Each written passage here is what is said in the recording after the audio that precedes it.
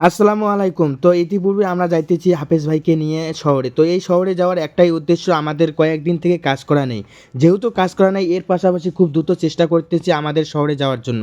এই শহরে যাওয়ার একটাই উদ্দেশ্য, আমাদের খুব তাড়াতাড়ি ইটের ফ্যাক্টরিতে যেতে হবে। যেহেতু সন্ধ্যার আগে আমাদের ইটের ফ্যাক্টরিতে গিয়ে ইট তাড়াতাড়ি নিয়ে আসতে হবে। তার পাশাপাশি আমাদের লেট হওয়ার একটাই কারণ, হাফেজ ভাই একটু লেটে এসেছিল। তার কারণটা হচ্ছে ও অন্য কোথাও গিয়েছিল। এখন যেহেতু আসলো, তো খুব দ্রুত চেষ্টা করতেছি আমাদের ইটের ফ্যাক্টরিতে যাওয়ার জন্য।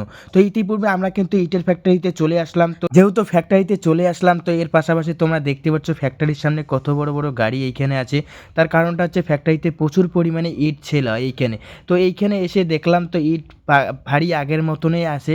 তো এর পাশাপাশি খুব দ্রুত চেষ্টা করতেছি ইটগুলো তোলার জন্য।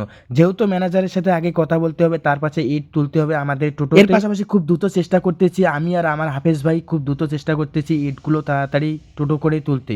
তার কারণটা হচ্ছে এমনিতে আমাদের একটু দেরিতে আসার কারণে অনেক বড় একটা বিপদ হয়ে গেছে।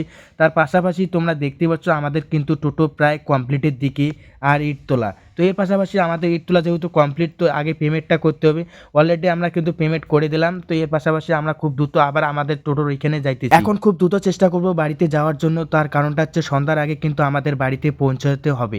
তো এর পাশাপাশি এইখানে একটু উঁচু জায়গা, তার জন্য কিন্তু আমাদের টোটোটা উঠতে ছিল না। এর কারণে কিন্তু আমাদের প্রচুর পরিমাণে আর একটা বিপদ ওইখানে হতে হচ্ছে। অবশেষে শহর থেকে আমাদের গ্রামের বাজারে চলে আসলাম। তো এইখানে একটু নাস্তা পানি না করলে কি আর বাড়িতে যাওয়া যায়।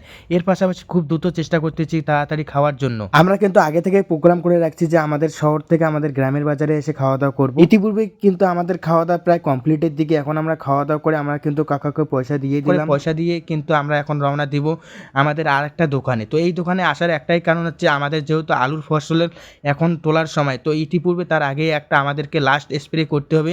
তো ঝটপট করে আমরা কিন্তু স্প্রে মেডিসিনও নিয়ে নিলাম। তো এর পাশাপাশি খুব তাড়াতাড়ি চেষ্টা করতেছি সন্ধ্যার আগে বাড়িতে যাওয়ার জন্য, কিন্তু অবশেষে সন্ধ্যা হয়ে গেল। এখন ভিডিওটি শেষ করছি, তো পরে ভিডিওতে দেখা হচ্ছে। খোদা হাফেজ।